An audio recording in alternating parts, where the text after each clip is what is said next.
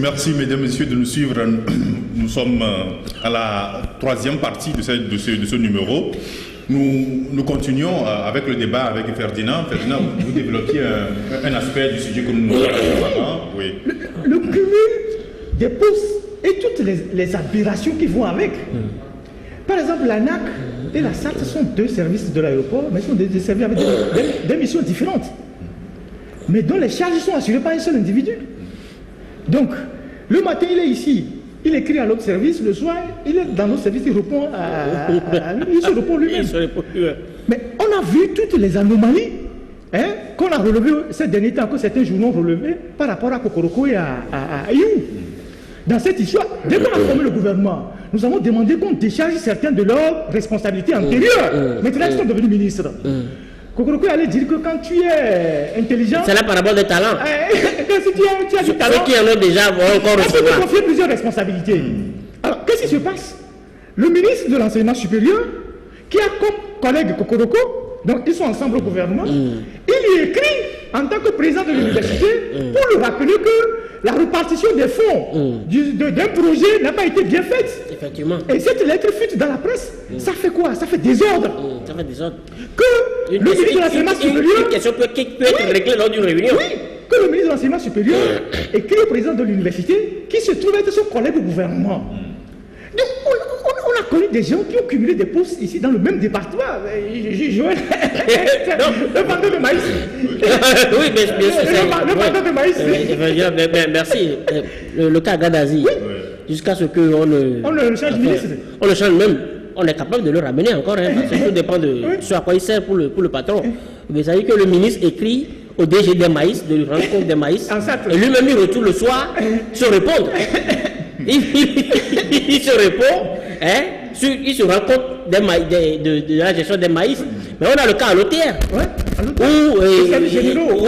Todier, qui était au service généraux, il est maintenant commissaire général, il a son propre patron, il demande aux services généraux, parce que des fois, il descend pour occuper le bureau en bas, des fois, il monte pour occuper, il demande qu'on lui rende compte, celui qui gère les ressources humaines, etc., qu'on lui rende compte des ressources humaines, lui-même, il se répond également, et on se demande comment ça se fait, ça se passe devant le conseil d'administration. On demande comment ça se passe devant le conseil d'administration. Comment on peut aboutir à des résultats avec tel fonds? Comment cela peut aboutir à des résultats?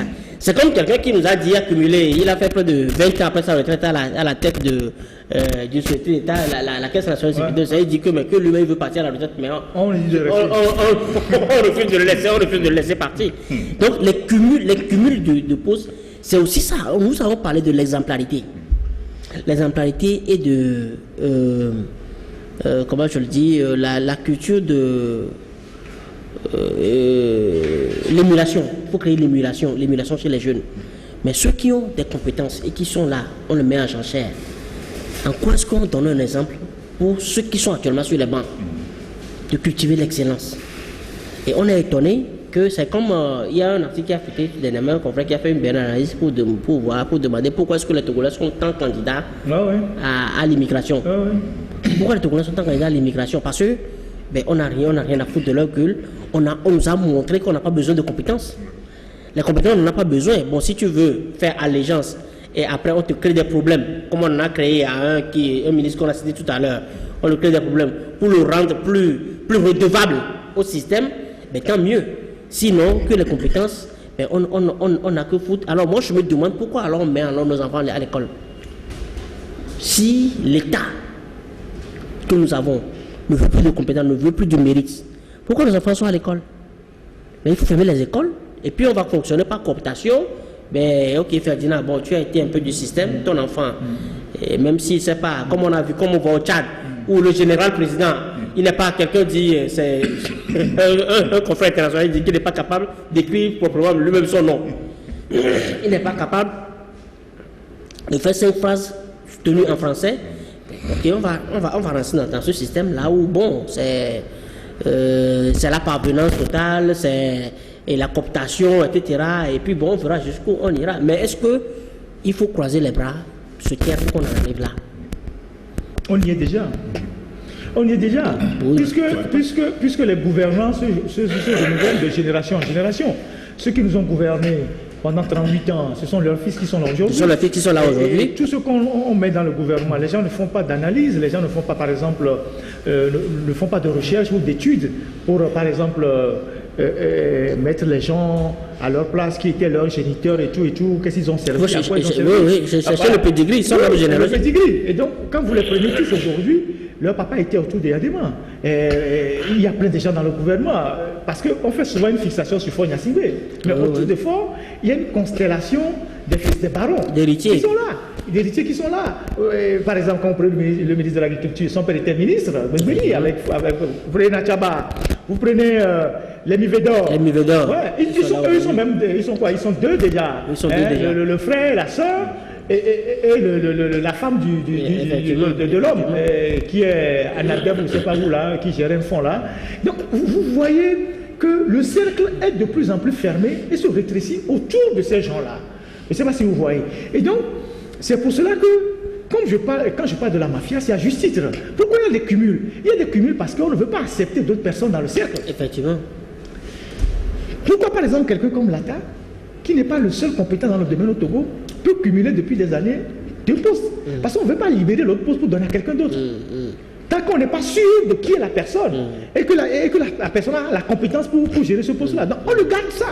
Et ceux qui cumulent les postes à l'OTR, c'est parce que bon, on ne veut pas promouvoir quelqu'un d'autre. C'est ça comme ça que le système fonctionne. C'est un système très fermé.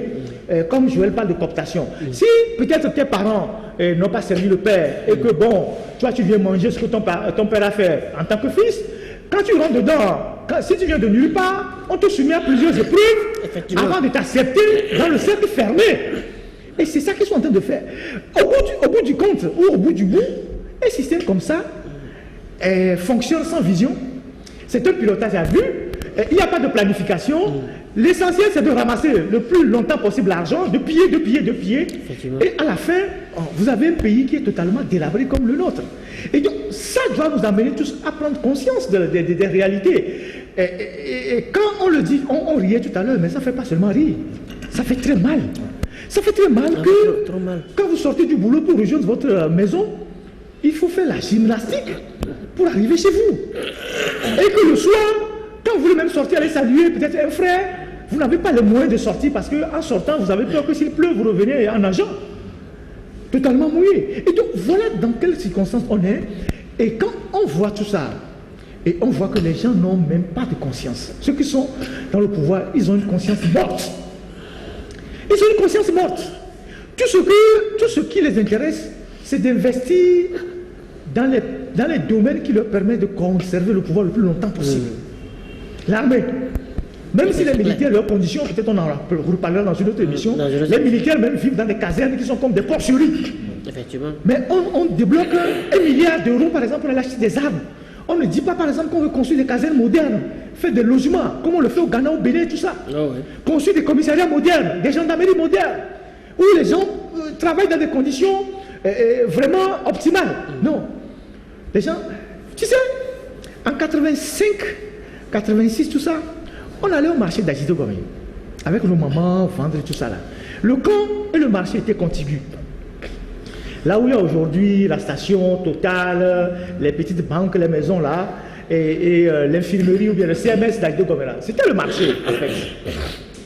C'était le marché. Et donc vous pouvez courir, rentrer dans le camp, ressortir et tout et tout. Donc il n'y avait pas de clôture. Jusqu'en 86, quand il y a eu les attaques, quand on a attaqué le camp, et puis après, ils ont clôturé le camp et puis ils ont déplacé le marché. Mais il faut retourner là. Maintenant que Boma fait enlever les arbres, tout ça sur la route là. Vous voyez les tôles là. C'est les tôles qui datent avant 86. Effectivement. Ça veut dire que dans cette caserne là, le temps s'est arrêté. Ça veut dire que dans cette caserne là, le temps s'est arrêté. On n'a même pas rénové les dortoirs pour les militaires. Et que la plupart des jeunes qu'on recrute là sont obligés de louer dans les quartiers environnants au lieu de vivre dans la caserne. Ils n'ont même pas où dormir. Et donc, il y a énormément de problèmes pour notre pays. Et quand on en parle, c'est pas qu'on est contre quelqu'un. Vous savez, dans les autres pays là, on volait. Moi, je dis toujours aux gens dans les autres pays là, on volait. Il y a plus de corruption, par exemple, au Ghana qu'au Togo. Les gens ne le savent pas. Il y a plus de corruption au Ghana qu'au Togo. Parce que la corruption elle-même, les pays anglophones sont parfois je ne sais pas, sont familiers à ça. Oui, ils sont familiers à ça. Quand tu vois tous les noms, les noms liés à la corruption, c'est en anglais. Smoggle, Bitnai, tout ça là, c'est en anglais. Je ne sais pas si tu vois. Voilà. Mais quand tu vas au Ghana là, on dénonce tous les jours la corruption. Mais les gens qui volent là, ils travaillent. Ils développent leur pays. Ils travaillent. Ils prennent pour eux, hein. Mais ils travaillent. Ils développent leur pays. Ils veulent que leur pays soit dans le concert des grandes nations, soit beau. On va au Nigeria. Oui, et puis ça cache bien la corruption. Oui, ça cache bien la corruption. On lance les chantiers, on prend sa part, mais on développe le pays. Parce que le problème, ce n'est pas forcément un problème de longévité au pouvoir, parfois. Tu vois, tout le monde a dit Kagame, mais il est au pouvoir il y a longtemps. Il a réduit toute son opposition au silence. Il tue les gens. Mais personne ne dit qu'il est mauvais. Ou bien rares sont ceux qui disent qu'il est mauvais. Tout le monde le cite en exemple.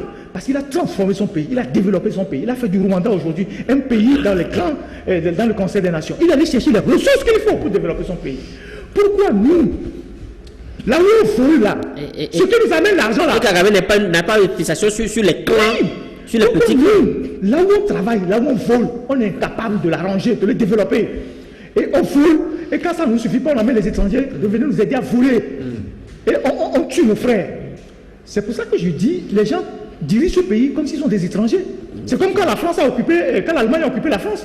Ils pillent tout, parce qu'ils savent qu'ils vont repartir. Et c'est ça qui est inquiétant.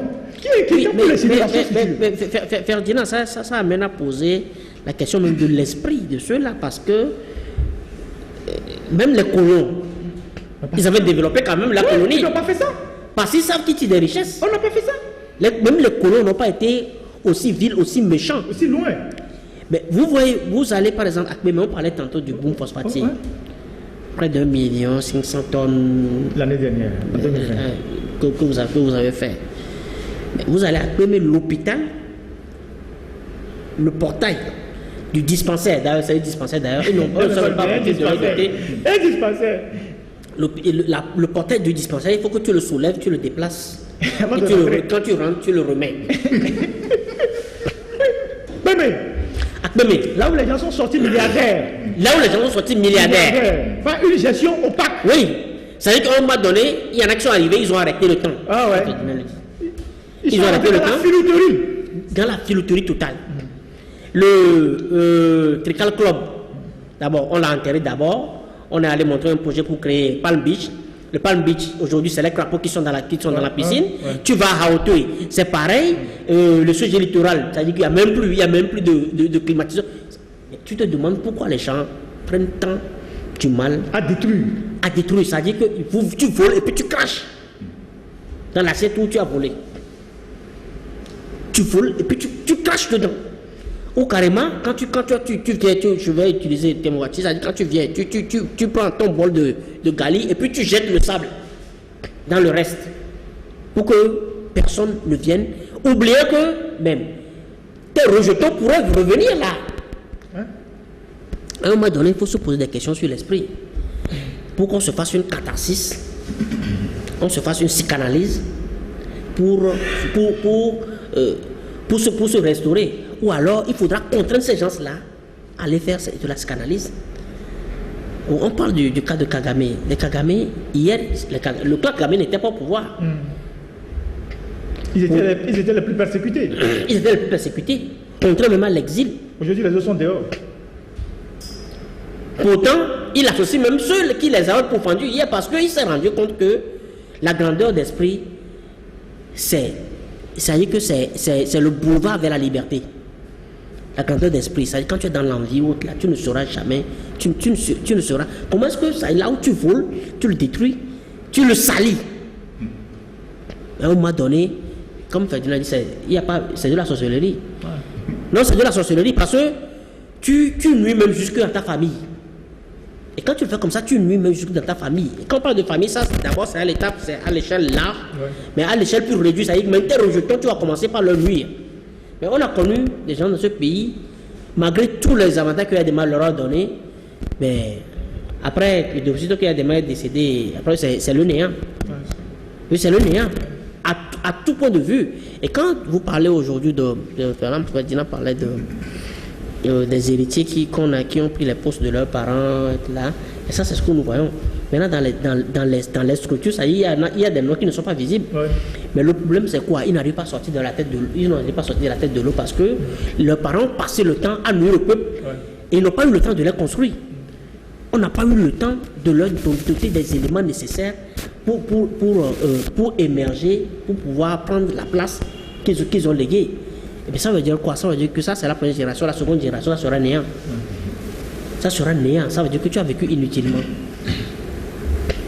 Oui, quand vous parlez tout à l'heure des héritiers qui prennent la place de leurs parents, ça me vient tout à l'idée de cette nouvelle génération autour de Fonia Singbe qui sont dans le gouvernement, dont les fils aussi, on les retrouve dans un des réseaux. Je veux parler de la justice togolaise où on retrouve par exemple le ministre de la Justice dont le fils va s'asseoir dans un bureau de magistrat et consulte les dossiers et prendre des décisions.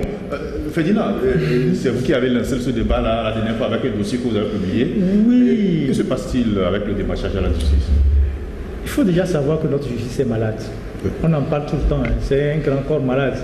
À l'image du pays, le pays c'est un ensemble. Quand on fait un tableau, ou bien on fait un cercle, c'est un ensemble. Et tant que le pays est malade, aucune partie de cet ensemble-là ne serait bien supportée.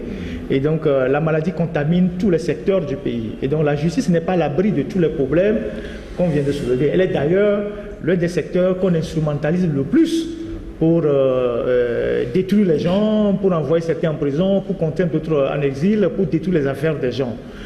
Ça ne veut pas dire que tout le monde est pourri dans le système judiciaire. Il faut aussi le préciser, c'est important de le préciser. Quand vous prenez la justice togolaise, il y a de bons magistrats, de très bons magistrats. Il y a parmi l'ancienne génération comme parmi la nouvelle, des gens qui ont le souci de rester intègres, qui ont compris que c'est un noble métier, qu'il faut préserver les valeurs. Et aujourd'hui, beaucoup plus on le retrouve parmi les jeunes magistrats qui veulent parfois révolutionner le secteur, qui veulent qu'on leur laisse la main pour faire le travail qu'ils ont appris à l'école de magistrature. Mais l'ancienne garde, plus quelques nouveaux véreux qui ont constitué leur réseau, c'est la continuité de la mafia qu'on a décrite tout à l'heure, ne laisse pas le temps. Malheureusement, c'est ces gens-là qui sont aux affaires, c'est eux qu'on met souvent devant, puis c'est eux qui sont le plus malléables, qu'on utilise souvent. Alors, mais quand je finis de dire cela, ça c'est pour les magistrats, il faut dire que les auxiliaires de justice aussi, c'est une plaie. Une très grande plaie. Quand je parle des auxiliaires de justice, c'est les avocats, c'est les huissiers, c'est les magistrats, c'est les maîtres priseurs, je ne sais pas comment on les appelle, tout ça. Et tout ça. Et ces gens-là aussi, il y en a qui sont aussi intègres parmi eux, mais la majorité est totalement dans le faux. Nous qui sommes dans la presse, on reçoit les dossiers tous les jours d'avocats, de notaires qui ont truandé les gens, qui ont fait tout ça. Et on sait comment ça se passe. Et maintenant, il y a le phénomène des démarcheurs, qui est une gangrène, qui est une gangrène qui détruit la justice. Et dans notre parution de la semaine dernière, nous avons mis les projecteurs sur deux personnalités, deux individus. Le premier, le fils du ministre Pius Agbetome qui, quand il n'était pas ministre, on se faisait passer pour un magistrat intègre et tout. Et depuis qu'on l'a coopté au gouvernement depuis 5 ans, il passe son temps, quand il faut faire des discours, à faire la morale à ses collègues et tout. Mais on ne pouvait pas imaginer que son fils se retrouve dans les arcanes de la justice sans être magistrat, sans être greffier. Se retrouve dans le bureau, par exemple, d'un substitut pendant 1 an. Fouille des dossiers, consulte les choses, il quitte le bureau de substitut, il va dans le bureau d'un autre juge commercial, il va dans le bureau d'un troisième juge commercial. C'est la fin du patron. Ouais. Et une jeune dame, qu'on appelle communément là-bas Bella, après on a eu sa vraie identité, dont le père serait aussi un magistrat à la retraite, qui est aussi assis là-bas, auprès du troisième substitut, depuis 3 ans. Elle consulte les dossiers, elle fait des trucs, elle est là, et elle participe au déferrement des gens. Et nous avons interpellé le procureur. Et puisque nous avons répercuté la version du procureur dans le journal, qui nous dit oui, qu'en fait, il est là, mais que bon, les stagiaires et tout ça. Mais il n'y a pas un stage qu'on fait 3 ans. Il n'y a pas un stage qu'on fait 3 ans. Dans le système judiciaire, pour être stagiaire à la justice, tu as une maîtrise en droit ou un master dans le système LMD et tu sors de l'école de magistrature. Et non, option magistrature. C'est à partir de ce moment que tu viens à la justice pour préparer ton mémoire, tu es stagiaire ou tu es greffier et tu viens faire ton stage. Alors, d'où vient que des kidnappeurs qui ne remplissent aucune des conditions viennent le matin, ils s'asseyent dans le bureau des juges. Les juges aussi ne leur disent rien parce que c'est les enfants des barons. Ils sont assis, ils participent à des débats, ils touchent les dossiers, alors que la justice a les dossiers privés des gens. Parce que la justice, on ne peut pas mettre des dossiers des concitoyens, des Togolais qui relèvent d'abord de la vie privée dans les mains des gens qui ne sont pas sermentés. Effectivement. Je ne sais pas si vous voyez. Alors, ils fouillent les dossiers, ils sont là. Parfois, ils amènent des dossiers acquis de droit pour faire le marchandage. Ils font des choses comme ça. Alors, quand nous avons sorti cette histoire-là, le lendemain, on a entendu tellement de choses qu'on a beaucoup rigolé, parce que nous, on a fait professionnellement notre travail. Les mises en cause, nous les avons appelés. Ils n'ont pas voulu répondre à nos questions, ils ont fui. Et le lendemain, et la dame et le jeune homme ont disparu. Ils ne sont plus venus. Mais on nous dit que ce sont des stagiaires. Ils ne sont plus venus.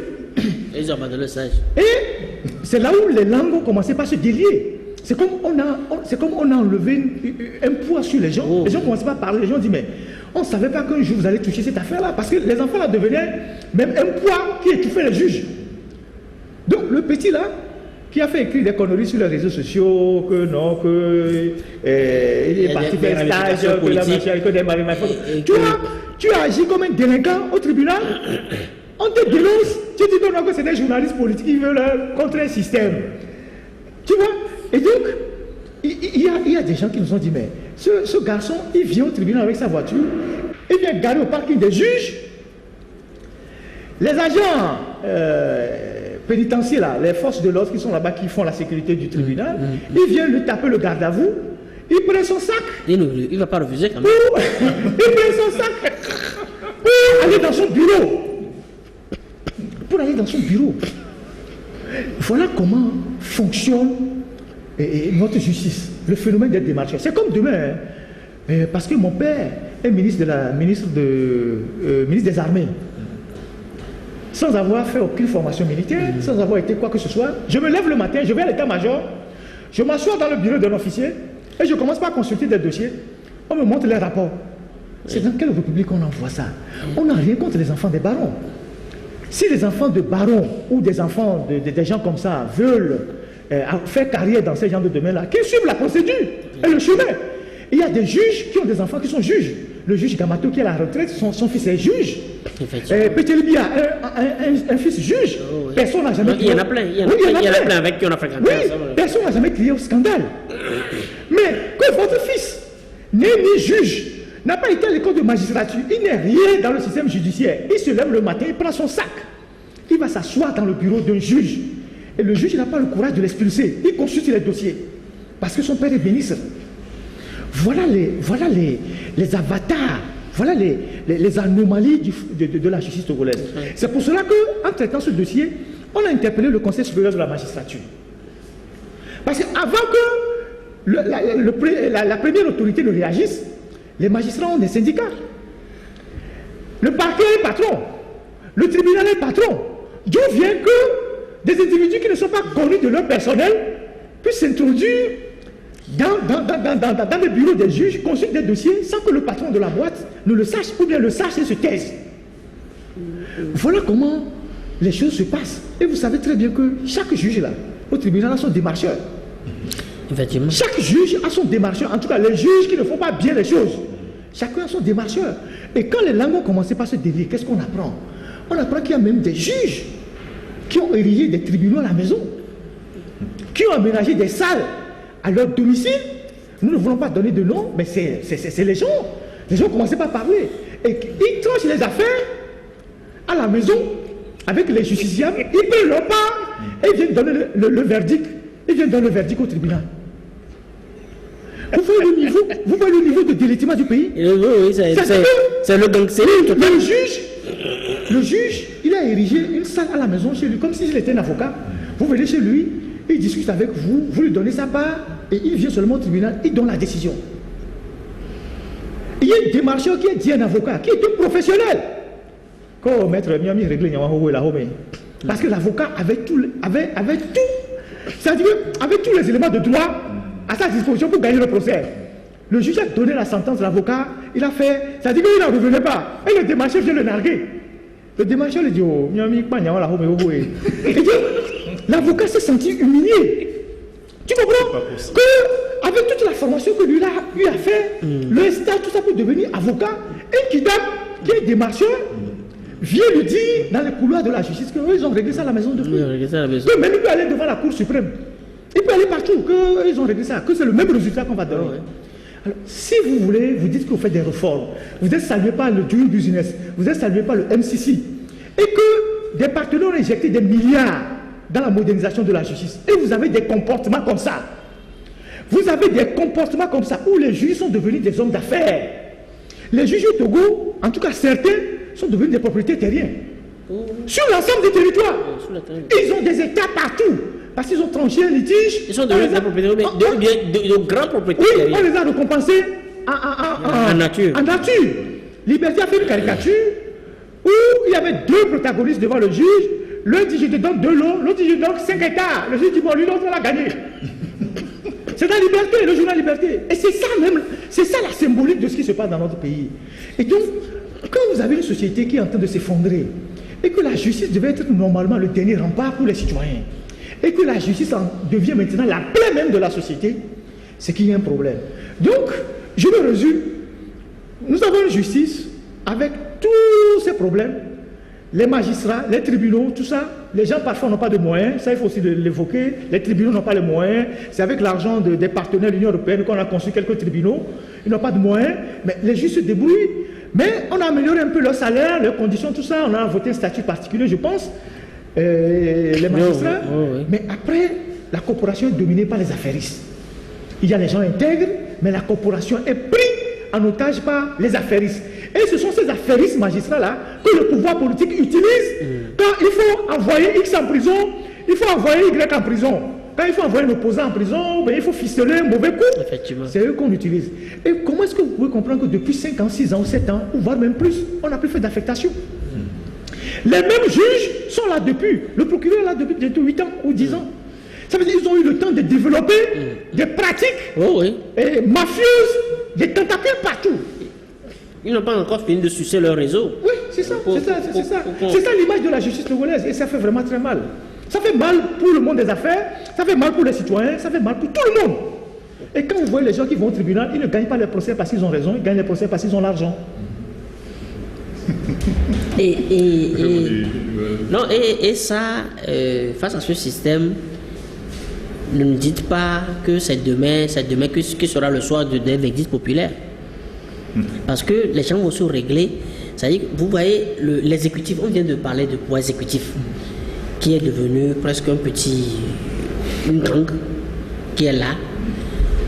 Le judiciaire est également devenu une gang. Pendant que le législatif est devenu chambre d'enregistrement. C'est ça. C'est-à-dire que des élus, nous on avait très tôt. On leur a peut-être posé la question, ça a mis mal à l'aise les gens, les militaires sont montés au créneau pour on demandait est-ce que tu seras un vrai député ou un député mouton. Mais les gens se sont moqués, ils ont trouvé nécessaire de nous répondre plutôt que de réfléchir sur la question, plutôt que de se remettre en cause. Vous êtes là, on vous amène un code du travail que vous adoptez, et 2-3 semaines après, on ramène le même code. Vous savez, eux, ils sont là seulement pour lever les mains. Et dit oui, mais vous leur demandez même quelle est la substance même du texte que vous avez. Il n'y a pas de travail, préliminaire. Il y avait un parlement en 2002 là. Oui, 2002. Dirigé par Nachaba. Effectivement. Je pense non. Oui. Voilà, que nous appelions à l'époque député mouton, parlement mouton. Voilà. Il y a, tu sais, quand les gens veulent voter, avant même que Natchaba ne parte, il était le président du groupe parlementaire RPT. Voilà. Et donc, quand on veut voter, tout le monde attend que Natchaba lève. Oui. Tu regardes d'abord. Tu regardes l'autre bien, tu vois ton vis-à-vis. C'est ça. Puisque c'est la même famille. C'est ça. C'est lui qui Donc, éclairé, il lève, quand il lève la main, tous les autres lèvent la main. Et donc, quand on a lancé un truc là, les gens devaient lever la main. Natchaba n'avait pas encore levé la main. Quelqu'un a levé la main. Natchaba dit, mais qui t'a dit là-bas. Non, mais donc c'est ça en fait. Oui, mais c'est ça. C'est que le comble dans cette, c'est qu'il y en a qui passent le temps somnolés. Et quand c'est l'heure de voter, ils se demandent c'est quelle direction, dans quelle direction les gens vont. Et lui aussi, il accompagne. Alors, on était en 2002. 19 ans après. Même aujourd'hui, il y a pire que ça. 19 ans après, on a un parlement pire. Pire. Parce que on nous présente un parlement comme composé d'indépendants, des gens qui sont venus même de l'Europe. Les gens qui sont, vous voyez, ça veut dire que l'état du délitement de citoyens togolais, ça veut dire que le Togolais, quand on le pose, ne soyez pas étonnés pourquoi est-ce que tous les pays évoluent, nous on n'évolue pas. Pourquoi on va à l'international, on n'arrive pas à s'imposer. Quelques races s'imposent, parce que l'esprit même du Togolais a un problème. Moi j'ai toujours dit qu'il faut qu'on construise un nouveau citoyen. Il faut construire un nouveau. Quand on dit construire un nouveau citoyen, il faut carrément détruire tout le programme scolaire qu'on a là. Mettre en place un nouveau programme scolaire, parce que tout ça là doit s'inclure dans une vision vers où nous voulons aller, comment est-ce que nous voulons nous positionner. D'arrêter d'étudier le Japon. Oui, de soumettre les gens, vous voyez les élèves de primaire, enfin les classes d'examen, ils vont à l'école à 7h pour rentrer à 19h. Pour obtenir quoi? Alors si les Kokoroko veulent travailler, c'est à cela ils devaient s'appliquer pour que dès la rentrée prochaine, qu'on sente une nouvelle chose. Il y a tellement de matières. Supprimer les examens inutiles. Il faut supprimer les examens inutiles. Tout ça, il faut supprimer tout ça. Mais voilà un parlement truffé d'héritiers. Qui sont là? Un parlement truffé d'héritiers, de gens cooptés, des gens qui sont allés pour les buveurs de lait. Il y a des buveurs de lait, des accompagnateurs, etc. qui sont là juste pour enregistrer. Vous imaginez que le Parlement a été mis en place en 2018, c'est ça? Ils sont à leur 3e exercice d'adoption du budget. C'est maintenant on les forme. Ils trouvent nécessaire d'être formés sur comment analyser le budget de l'État. Il y a pire. Il y a un groupe parlementaire, je ne veux pas donner le groupe. Quand il faut voter, ils ont la part du lion, mais ils n'ont pas confiance à leurs propres députés. Donc, quand il faut voter quelque chose qui est un peu délicat, il n'y a pas des choses, il faut lever la main, ils vont dans leur salle. On écrit ce qu'il faut mettre dans le truc, on le met dans la main. Ce n'est plus autant où les gens levaient la main au temps d'Achaba. Maintenant, on écrit. On leur donne chacun une et on veut moderniser, on veut une petite feuille. Et ils sortent, ils mettent ça dans l'isoloir. C'est ça. Ils vont se reconnaître. Oui, mais attends. Et ils sont pas loin. Il doit en avoir, il doit en avoir même pire parce que voilà un parlement, on vous convoque urgemment, on veut privatiser une régie financière. Le coton. Une société. On ne respecte aucune procédure. Et vous vous alignez tous. Vous réunissez tous, express, et vous fonctionnez pas. Non, maintenant ils votent pas bulletin, c'est ça? Non, pour certains sujets où on ne veut pas se lever la main. Oui, bon, c'est une moderne. On a modernisé juste le. On les appelle dans la salle. On a juste modernisé l'automatisme. Et ça dit, on enregistre.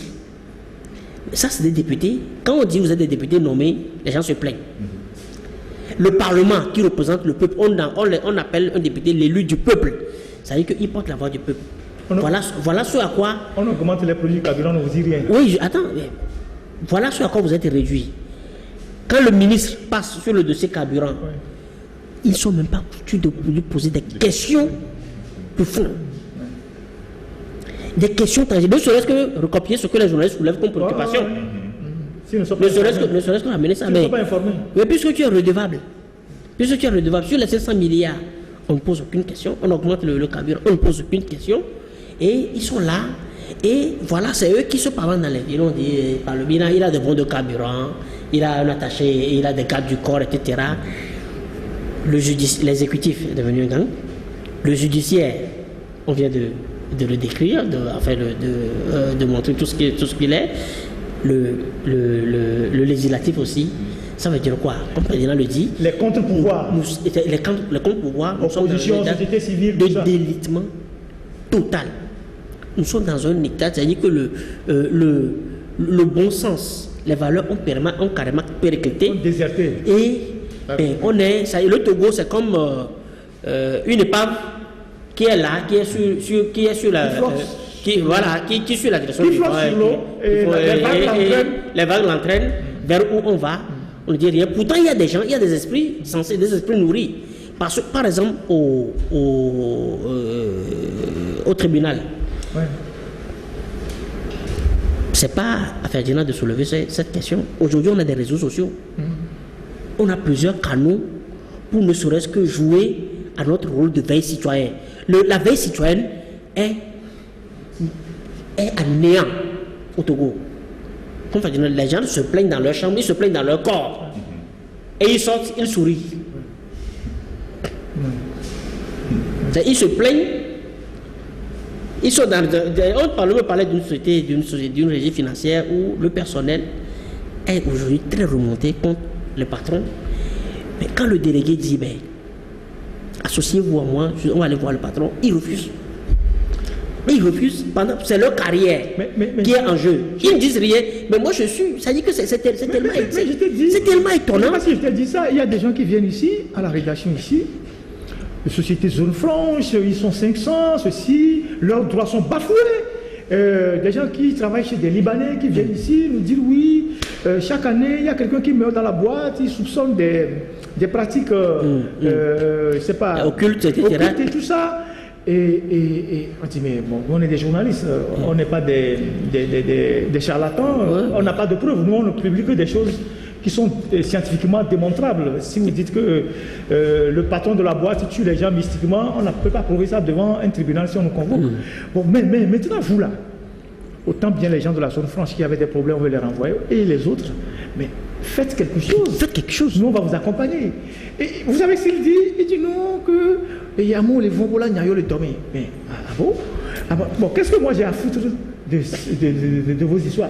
Si vous êtes dans une boîte, et que vous voyez que vous mourrez dans un, et que vous n'êtes pas capable de vous révolter, contre votre assassin présumé, qu'est-ce que moi j'ai à faire? Je leur dis, mais il faut qu'en chaque Togolais, il y a un esprit de révolte. À chaque fois qu'un Togolais, quelque part, on piétine ses droits, il faut que le Togolais apprenne à se révolter. La presse va accompagner. Ça, c'est clair. Les gars qui sont venus du port avec 500 personnes, tout ça, il y a 2 ans, on leur a dit, mais vous êtes 500. Vous ne pouvez pas faire des mouvements pour que nous, on puisse relayer ça dans les journaux que vous êtes en train de faire un mouvement. Ils ont peur. Et ils sont partis, on les a renvoyés. C'est pas, on les a renvoyés. Mais les gens qui disent qu'ils sont chez le Libanais, ils disent donc on va et dans la blé, et ben bon, donc moi aussi j'ai peur de mourir. C'est pas, mais vous devez regarder vous là si la table quoi. Justement. Il faut que chaque Togolais, où est-ce qu'il se situe, apprenne à se révolter. Quand on parle du tribunal, quand je vous dis qu'on a écrit cet article et que les juges ont fait un grand ouf de soulagement, en tout cas certains juges, c'est que le problème est là. Mais les juges ont des syndicats. Et il y a le patron du parquet, il y a le patron du tribunal, il y a le conseil supérieur de la magistrature. Mais personne n'a jamais dit ça. Excuse-moi. Parce que ce sont des enfants de magistrats qui sont arrivés là-bas et de surcroît, le garçon, son père est ministre. C'est parce que son père est ministre qui va venir squatter les bureaux au tribunal et que personne ne le mette dehors. Mais Ferdinand, tu parles de qui? Tu parles des professionnels de la justice, des juristes. Les lettres, c'est les sciences de la lumière. Tu ne peux pas faire les lettres et devenir un zozo. Mais c'est pas possible. Tu peux faire les lettres et devenir un zozo. Comme moi, je disais déjà sur les bancs, je dis, mais vous faites les lettres et il y a quelque chose, tu ne comprends pas, tu n'arrives même pas à demander pourquoi ça, pourquoi ceci est comme ça. Tu n'arrives même pas à dire, je ne suis pas d'accord. Mais vous imaginez des juristes, vous êtes à la botte d'un simple enfant du... Bon, et puis, le ministre même, on dirait même pas, c'est pas un patron. Vas-y, il a nommé là. Celui qui l'a nommé, tant qu'il ne l'est plus redevable, il ne fait plus les prières, etc. Il ne rend plus les services pour lesquels on l'a nommé, on peut le dégommer. Donc ça dit qu'un simple enfant, vous voyez ça, il n'a même pas de pouvoir, il n'a rien du tout. Et puis vous lui faites allégeance. Vous lui faites allégeance. Vous lui faites allégeance. Malgré toute la lumière qui a été mise dans votre esprit. Cette lumière, vous l'enfermez dans une boîte noire, dans la caverne, et vous le faites, c'est-à-dire que vous le servez à plate couture. C'est comme... Ceux qui sont les forces de l'ordre, sur toute la ligne, les forces de l'ordre qui ont été instruits, vous ne devez saluer que comme l'autorité. Oui. L'enfant n'est pas autorité, non. mais vous le saluez. Il vient pas son sac, en plus. Vous le saluez. C'est de la même façon. Parce que quelqu'un te dira, mais toi tu as fait quoi? Vous dites, vous êtes là à faire des débats intellectuels, etc. Moi je suis au Parlement. C'est comme... Je suis au Parlement parce que j'ai su me mettre du bon côté. Exactement. Et il vous nargue. Et personne dans la société, personne dans le quartier, dans le collège de lui dire, mais attends, quel que soit ce que tu dis, mais nous on ne te respecte pas. Au moins qu'on dise aux gens qu'on sait que vous venez de tonneaux vides. Tu sais, et c'est comme le problème que les juges ont souvent avec les officiers de police judiciaire. Tu sais que les gendarmes, tout ça, tous ceux qui sont dans les unités de police judiciaire, gendarmerie, TPJ, tout ça, ils ont le statut de police judiciaire. Donc ils sont assujettis. En fait, c'est le premier maillon de la justice. C'est eux qui font les enquêtes préliminaires. Ils sont sous l'autorité du procureur. Et c'est pas, et de ses substituts. Mais tu sais qu'il y a des gens dans ce pays qui sont des officiers de police judiciaire. Qui ont tellement du pouvoir qu'ils menacent les juges. Alors qu'ils sont sous les ordres de ces juges. Ils les menacent. Ils les menacent et les juges se calment. Effectivement. Je ne sais pas si vous voyez. C'est-à-dire qu'administrativement, ils sont sous l'ordre du juge, du procureur, quoi. Du procureur. Ils les menacent. Et les gens sont tout aplatis. Vous voyez. Et donc, moi, je dis une chose. Et ce n'est pas parce que nous, on a connu un parcours de jeunes turbulents, révoltés tout le temps. On a fait le lycée, l'université, on a été bouillants, on est révoltés depuis né. Mais il faut que ça... Non, tu n'es pas révolté, tu es éveillé. Oui, éveillé, révolté. Oui. Non, mais ça dit que bien souvent... Oui. Parce qu'aujourd'hui, quand on était au campus, Yadima n'avait pas sommeil. Yadima ne dormait pas. Aujourd'hui, regarde les étudiants, dans quelle misère ils sont. Une misère indescriptible. On ne sait même pas ce qu'ils font encore aujourd'hui à l'université. Parce qu'avec la Covid, on ne sait pas comment les cours se font, parfois à distance, il n'y a pas le crédit, il n'y a pas Internet, parfois sur le campus, les amphis sont remplis, personne ne dit rien. Mais nous, en notre temps, mais personne ne nous a demandé de faire quoi que ce soit. Nous-mêmes, nous avons pris conscience de la situation. On a bougé le pays. On a bougé le pays.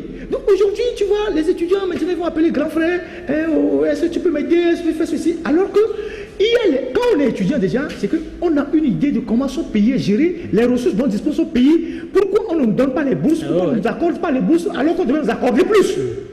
Quand vous voyez les étudiants là, ils sont sur les pages de comment appelle-t-on? Ils sont sur les pages Facebook comment ils s'appellent, de Toméga, de Tchéna, ils appellent maman. Ils appellent maman. Allez voir allez regarder sur ces pages officielles. Ils font les commentaires. Ils font des compétitions en allégeance. Maman. Ils se rivalisent en allégeance. Maman, il faut que Dieu vous bénisse. Il faut que ceci, maman. Allez regarder leur page. Ils sont les étudiants, ça. Oui. Ils vont là-bas, ils se cachent, c'est avec leur nom, ils disent maman, Dieu vous bénisse, vous travaillez pour le pays. Alors il est au chômage, il ne sait même pas si un jour il va trouver du travail. Le parfait larbinisme. Oui. Du parfait larbinisme. Et donc quand vous voyez ça, quel est l'avenir de ce pays avec des gens comme ça? Donc aujourd'hui, chacun a besoin, quand on te piétine tes droits, il faut dire non. Il faut dire non, même si on te tue, on saura que tu as dit non. Aujourd'hui, nous, quand on le dit, on dit les choses tout crues, parce que nous ne devons rien à personne. Quand on est devant un micro, on dit les choses comme on l'entend. Et personne ne nous appelle dans la rue pour dire « Oh, c'est vous qui dites ça, c'est vous qui avez dit ça. » On s'en fout. Nous voulons, on ne cherche le fauteuil de personne. Est-ce que moi je cherche le fauteuil de quelqu'un? Est-ce que je vais chercher le fauteuil de quelqu'un? Non, excuse-moi, mais au même moment, le raisonnement par l'absurde, à travers le raisonnement par l'absurde, certains vont dire non, que c'est parce qu'il veut se positionner. Vous faites quoi? Et c'est parce que tout le monde, très souvent, c'est aussi ça la petitesse d'esprit. On pense que quand tu n'es pas d'accord, tu dis je suis pas d'accord, c'est parce que tu veux, voilà, c'est parce que tu veux qu'on te nomme. Mais on veut un pays bien gouverné. Attends, mais tout le monde n'a pas le même goût de la liberté. Ah, mais si. Tout le monde n'a pas le même goût de la liberté. Tout le monde n'a pas le même goût de la liberté et tout le monde n'a pas le même goût du matériel aussi. Tout le monde n'a pas la même obsession pour le matériel. Moi, je ne suis pas pressé d'utiliser le 1. C'est quoi qu'est-ce qu'il y a à part? Parce que moi, je ne m'intéresse pas. Le iPhone, quoi? C'est le 12 ou bien le quoi? Le 12, le 13 arrive. Ah bon, ok, d'accord. Toi, tu le sais. Mais moi, ça ne m'intéresse pas. Ça me fout au poule. Téléphone, c'est téléphone. Mais téléphone, c'est téléphone. Je reçois un appel, je peux facilement faire mon boulot avec. Mais ça me va. J'ai pas besoin de porter un veste de 2 millions et quelques. Mais moi, je le dis, quand tu t'obstines dans ça, ça veut dire que quelque chose te manque. Il y a un problème. Il y a un problème et il faut qu'on crée un grand centre pour traiter les gens, pour se canaliser. Non, on a besoin. Entre autres éléments de la thérapie de choc dont Ferdinand parle, il faut aussi ça.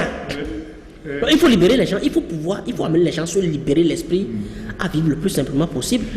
Mais celui qui achète 1000 hectares, justement, celui qui va déloger les gens dans les villages, tout un village, et il met les femmes, les enfants dans la rue, il en tire quelle fierté? Justement. Celui qui court derrière le matériel de ce genre, il en tire quelle fierté? Et puis il en tire quelle utilité? Quelle utilité, quelle fierté? Je connais dans ce pays des gens qui ont sévi dans le système judiciaire en tant que démarcheurs de terrain. Les gens qu'on cite souvent là. Démarcheurs, les gens les plus Mais c'est des gens que je connais personnellement, je ne vais pas citer de nom. J'ai vu comment ils sont finis. Oui, mais tout ce qu'ils ont ramassé, ils ont saisi chez les gens illégalement. Ils ont cumulé. Ils les ont vendus pour se soigner et mourir après. Alors vous courez derrière tout ça, vous prenez tout un village, vous prenez 800 hectares, 700 hectares. Vous voulez faire quoi? Oui, c'est un complexe. Vous voulez dire aux gens, oui, quand tu arrives dans telle localité, tout ça là c'est pour moi. Tout ça là c'est pour moi. Après on va demander la permission à la terre. Pour te mettre dedans sur 1 mètre 20. 1 mètre 20 et puis bon. Donc, et puis si les gens. Basta.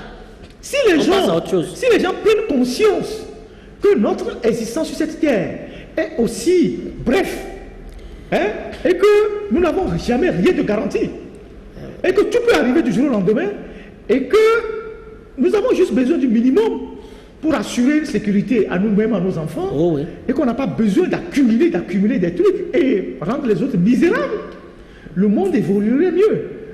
Je ne sais pas si vous voyez, je dis toujours aux gens, le bonheur est contagieux. Si vous êtes dans cette maison, vous construisez une maison, une résidence somptueuse, et que vos voisins qui sont à côté, ils sont dans des clairs, ils sont dans des trucs en cabane, et qu'ils ne trouvent même pas à manger. Quand vous sortez même avec votre voiture, vous ne les saluez pas. Vous êtes en insécurité. Parce que demain, quand les voleurs vont venir, ils vont se taire, les voleurs vont vous attaquer. Ils ne vous viendront pas au secours. Quand vous êtes dans votre maison à étage et que le voisin qui est là, il n'a rien. Avant que le voleur ne vienne, vous avez de potentiels voleurs parmi eux. Oui.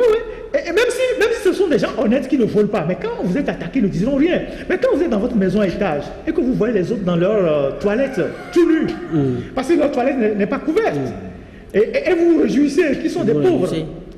Mais demain, si vous avez un souci, ils ne vous diront rien. Mais il y a une probabilité qu'eux, ils escaladent le mieux et viennent chez vous voler. Donc, si vous en avez, il faut en donner aux gens. Le bonheur se partage. Vous accumulez tout ça. Vous achetez 500 hectares. Pour faire quoi? Les gens ont acheté des terrains qui dépassent leur village.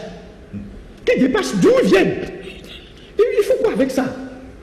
Parce qu'ils sont dans la course pour l'accumulation. Il y a un manque qu'ils veulent combler. Qui ne combleront jamais tant qu'ils ne le voient pas dans le miroir. Ils n'ont pas le courage de le voir dans le miroir. Passage, ils sèment la désolation partout. Ils sèment la désolation partout. Non, mais Ferdinand, la réalité c'est que ils sont peut-être l'autre journal. Non, il y a leurs sous-fifres qui vont couper cette émission comme on le fait, on va leur projeter. Ils vont dire mais ces jeunes-là, il faut que je les atteigne. Parce qu'ils ne connaissent que ça. Oui, mais bon. Ils ne connaissent que ça. Parce qu'avant que le sorcier ne t'atteigne, il faut lui dire que je sais que tu es sorcier, je sais que tu vas le faire. Non, c'est aussi ça la réalité en Afrique. Il faut que tu le dises. Je connais ta capacité et que ta capacité de nuisance est nos limites, puisqu'il y en a dans la couleur du pouvoir, il y en a qui disent aux autres que je vais te nuire.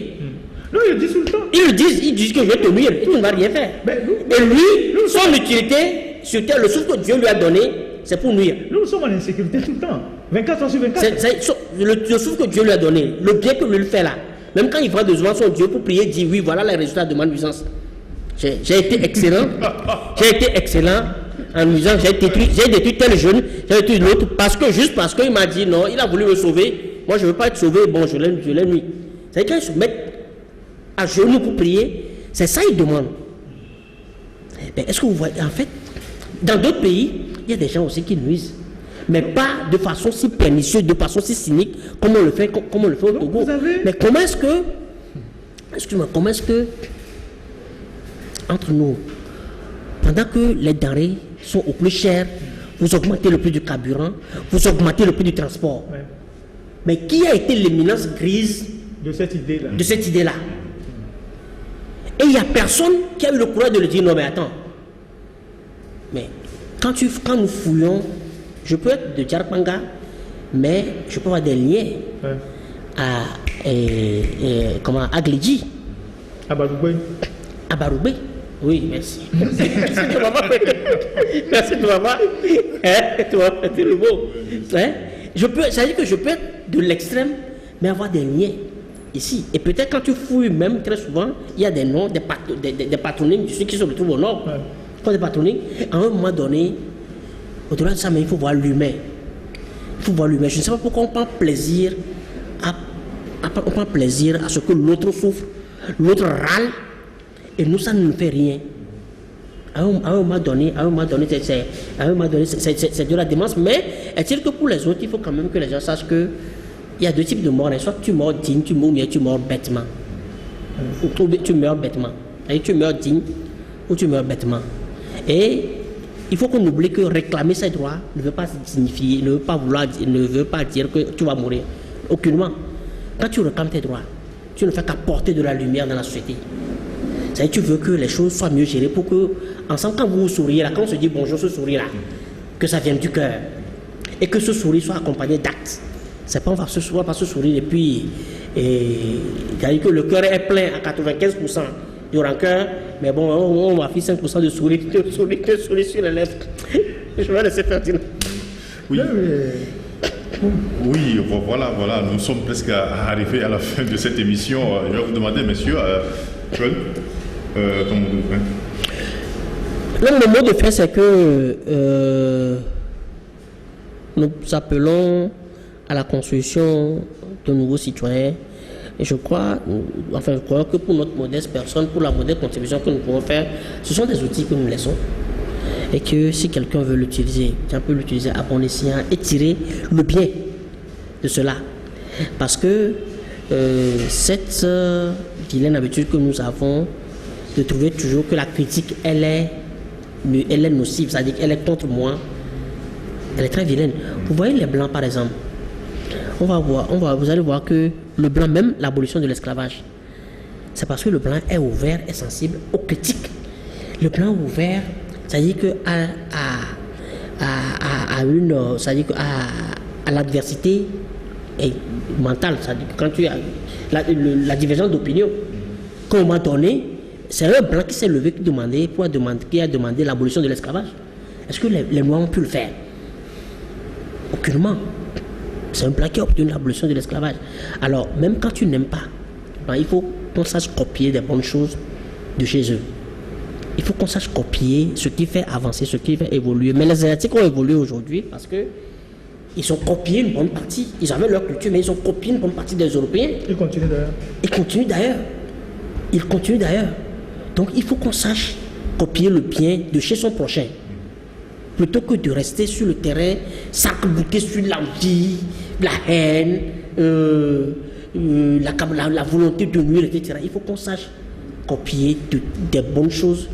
On dit chez nous là que c'est ça, non? C'est quand quelqu'un est mieux que toi là, reconnais que bon, il est mieux que toi. C'est-à-dire que lui là, il a de la lumière chez lui et tu t'abrites sous sa lumière pour que ça rejaillisse sur toi. Parce qu'on est là que pour quelques temps. Donc ceux qui ont les 1000 hectares là, ceux qui s'arrogent les villages là, qui sachent que bon, tout ça là, ce n'est que vanité. Ouais. Et l'Ecclésiaste l'a dit dans la Bible, vanité de vanité, tout n'est que vanité. Merci beaucoup, Joël. Ferdinand, ton mot de la fin. Oui, comme Joël a parlé de la Bible, je vais rebondir là-dessus. Je pense qu'il est dit dans le livre de... C'est pas que je pense, il est dit dans le livre de Osée, je n'ai plus le chapitre en tête, que mon peuple meurt à faute d'intelligence. Effectivement. Et nous devons faire preuve d'intelligence et de lucidité. Et regarder avec les yeux réels notre pays. L'État fait le diagnostic de la santé de notre pays et nous en préoccuper.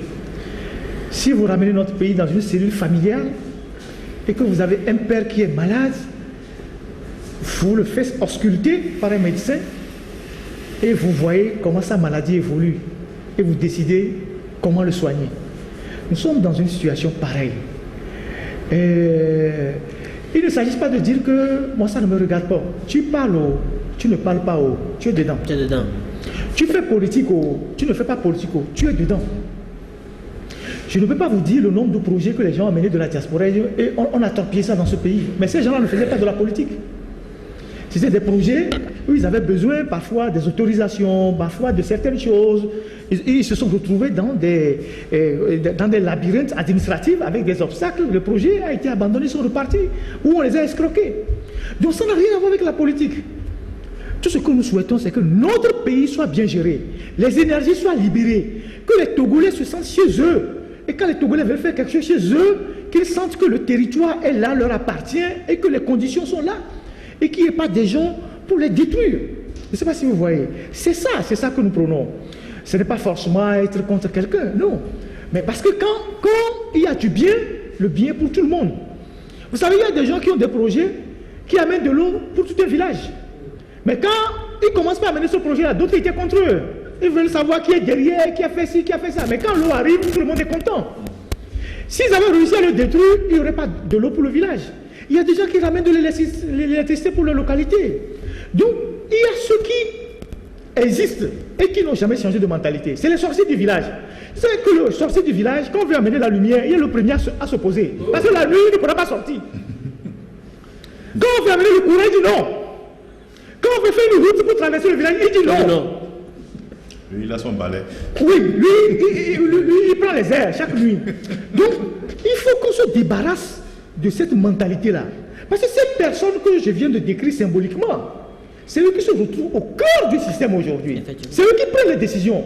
C'est eux qui disent, nous allons détruire celui-ci. Parce que c'est cette mentalité qui a détruit les marchés. C'est cette mentalité qui a détruit les marchés.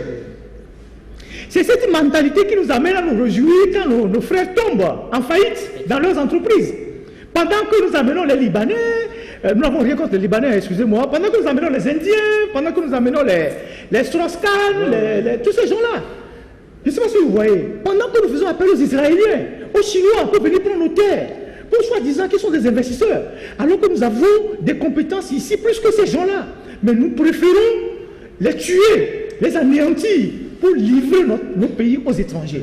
C'est contre tout ça qu'il faut se battre. C'est les sorciers du village. C'est les sorciers du village. C'est les sorciers du village. C'est contre tout ça qu'il faut se battre. Et ça, je t'assure que ça n'a pas de couleur. Hein. C'est-à-dire que, il ne faut pas dire que moi je tiens ma part, que rien ne m'arrivera. Il n'y a aucune garantie dans un système autoritaire comme le nôtre là. Ce que tu as aujourd'hui, tu n'as aucune garantie que tu le conserves demain. Oui, mais bien sûr. Parce que le chef du système peut du jour au lendemain dire que tu deviens une menace pour lui. Et on te liquide. Ou alors au sein du système, on formate quelque chose contre toi. On te liquide. Mais il n'y a que dans un système démocratique que les gens peuvent se sentir plus ou moins un peu en sécurité. Parce que ce n'est pas un système parfait, mais au moins les risques sont moins élevés. Mais dans une dictature, tu as beau être le premier conseiller du roi, tu as beau le rencontrer chaque soir, tu as beau dîner avec lui. Le jour où il a un mauvais rapport sur toi, mais on a vu ici, il y a des mois et ses ministres. Hein? On a vu comment les militaires sont allés chez Amela Melavi, il paie à son âme, ils ont allé déposer la machine chez lui, ils coupaient l'argent. Ils l'ont arrêté, mais noté devant les gens. Mais c'est déjà qui servait le système. Mais le même fils de ça, Amela Melavi, je vais revenir au système. Oui, donc on est en sécurité nulle part dans un système pareil. Donc battons-nous plutôt pour qu'il y ait un système normal, civilisé, démocratique, qui permet à chacun d'exprimer ses talents, de faire ses affaires, Les Togolais ne sont pas des gens assez exigeants. Si le Togolais prend 100 000 et que le soir il gagne 50 000 sur son business, il s'en fout de celui qui est au pouvoir. Je ne sais pas si vous voyez. Il s'en fout de celui qui est au pouvoir. Si le Togolais ramène ses marchandises de l'extérieur, je parle des gens de la diaspora, et qu'on ne l'embête pas à l'hôtel, on ne l'embête pas à la douane, on ne fait pas des surfacturations pour le plomber, il s'en fout de celui qui est au pouvoir. Vous voyez? Mais tant que les gens n'ont pas ça, les gens vont se poser des questions. Comment on gouverne le pays? Pourquoi on fait ça? Pourquoi on fait ça? Donc, je pense que ceux qui sont là, je ne sais pas s'ils sont perfectibles, hein, parce qu'ils sont tellement, leur système est tellement... je ne sais pas s'ils sont perfectibles, mais nous continuons de prêcher dans le désert. Pourquoi permettre à tous ces talents-là d'éclore? Tous ces jeunes qui sont là, qui ne demandent qu'à travailler. Les postes où les gens cumulent là, il faut dégager un poste, deux postes, donner ça aux jeunes, ils ont des compétences. Laissez les gens entreprendre, laissez les gens faire les affaires. Si le Togolais achète une voiture de 100 millions honnêtement parce qu'il a gagné de l'argent, il faut qu'on applaudisse. Quand vous allez au Ghana, les gens passent en Rolls Royce, en Bentley, les Ghanaiens applaudissent. Ils ne savent même pas d'où la personne a trouvé l'argent. Ça ne dérange pas personne. Ça ne fait pas vaciller pour être à les gens disent plutôt Ghana is the best. Les gens applaudissent, ils disent Ghana is the best. Ils sont fiers. Que le gars soit allé à Londres voler l'argent, ou je ne sais pas où, eux c'est un Ghanéen, il est dans une voiture, il a amené des choses, ils sont fiers. Mais chez nous au Togo là, dès que quelqu'un achète une voiture, quelqu'un construit une maison dans un quartier, dit c'est à qui? Où il a trouvé l'argent? Comment il construit une maison comme ça? Il est qui? Un matin comme ça, tu arrives là, tu te réveilles un matin, coco à ta porte, les gens débarquent. Et puis ils vont commencer par te raconter des histoires. Et tes déboires commencent comme ça. Et beaucoup qui sont revenus dans ce pays pour investir dans leur pays, pour faire quelque chose, pour aider leur pays, sont repartis. Parce qu'ils ont trouvé des obstacles. Donc c'est contre tout ça que nous nous battons. Et c'est vrai que pour certains, ça va sonner très mal. Pour ceux qui sont dans cette logique-là, ça va leur sonner très mal. Ils vont dire, les enfants là, on va tout faire pour les tuer. Mais bon, nous, c'est le bon Dieu qui nous garde. Et le bon Dieu qui nous garde, qui nous conduit, qui est notre lumière. Et nous allons continuer. Nous allons continuer de manière à ce que tout le monde, tous ceux qui sont même dans le système comprennent qu'eux-mêmes ne sont pas en sécurité. Même si vous êtes député aujourd'hui, et que vous êtes député nommé, ce n'est pas sûr que la prochaine législation vous serez député. Ferdinand, en fait, ce que nous faisons... Le lait peut échapper. Ce que nous faisons, c'est plus dans l'intérêt de ceux-là qui étouffent aujourd'hui le pays que contre eux. C'est plus dans leur intérêt. Parce qu'il faut qu'ils se libèrent. Exactement. Donc, le lait peut échapper. Il faut qu'ils se libèrent. Donc, en terminant cette émission, je voudrais vraiment saluer un compatriote qui a posé un acte que je trouve vraiment intéressant. Cet acte-là devait être posé depuis. Parce que je me suis toujours posé la question, pourquoi on n'a jamais fait ça? Pourquoi certains Togolais ou des gens qui se réclament de cette idéologie ou d'héritiers n'ont jamais fait ça? C'est ce collectif d'avocats-là que M. Jean Sylvanus Olympio a constitué. M. Jean Sylvanus Olympio, c'est un neveu du président Sylvanus Olympio qui vit en France, je le connais personnellement pour l'avoir rencontré, à qui on a donné un mandat, qui aujourd'hui a constitué un collectif d'avocats, qui a saisi la France pour qu'on puisse déclassifier les archives sur l'assassinat de Sylvanus Olympio. On a vu, Sylvanus Olympio était le premier président en Afrique à avoir été assassiné. On connaît les raisons de son assassinat. C'est son refus de se soumettre à la France. Mais après, il y a eu des assassinats comme Thomas Sankara, comme Lumumba. Après que les gens ont fait tout un lobby autour de ces personnalités. Mais Sylvanus semble, le tout premier martyr de la France-Afrique semble être perdu dans ce lot-là. Et je me suis toujours posé la question, pourquoi la famille ne fait rien? Pourquoi les partis politiques qui se réclamaient de l'idéologie ablodée ne faisaient rien? Maintenant, depuis ce matin, nous sommes aujourd'hui le 21 juin, Mediapart, nous avons pris un article de Mediapart que nous allons publier demain parce que nous avons une collègue là-bas, une consoeur avec qui nous collaborons, Fanny Pigeot, qui est très engagée sur les questions contre la France-Afrique, le CFA, donc c'est une amie qui a fait un très bon article que nous passons demain 22 juin et qui donne l'information sur cette démarche engagée par Jean Sylvanus Olympio et les avocats qu'on a cooptés pour vraiment demander la lumière sur l'assassinat de Sylvanus, parce que ça fait plus de 50 ans, il n'y a jamais eu une enquête indépendante sur l'assassinat d'un chef d'État qui était en fonction. Donc ils feront la même démarche aussi envers les États-Unis et je pense qu'il est de notre responsabilité en tant que Togolais, parce que Sylvanus Olympio était un patrimoine national, d'accompagner cette initiative-là, comme dans les autres pays, pour que la lumière soit faite sur l'assassinat du père de l'indépendance. Merci beaucoup, merci messieurs. Ça a été long ce débat encore aujourd'hui. Je vous remercie. Je rappelle que nous étions avec Ferdinand Aïté, le directeur de publication du journal L'Alternative. Ferdinand, merci. Merci Isidore, merci à tous les amis qui nous ont suivis, qui continuent de nous suivre et qui nous font confiance. Voilà. Également avec Joël Ega, le directeur de publication du journal Fraternité. Merci Joël. Merci mon frère. C'est un plaisir. Voilà. Merci à vous aussi qui nous avez suivis. Merci aux techniciens, le technicien chef Marc Azangba, à Harry Bassakpo et à notre stagiaire, dont j'ignore un peu le nom, la prochaine. Merci à vous tous et à la prochaine.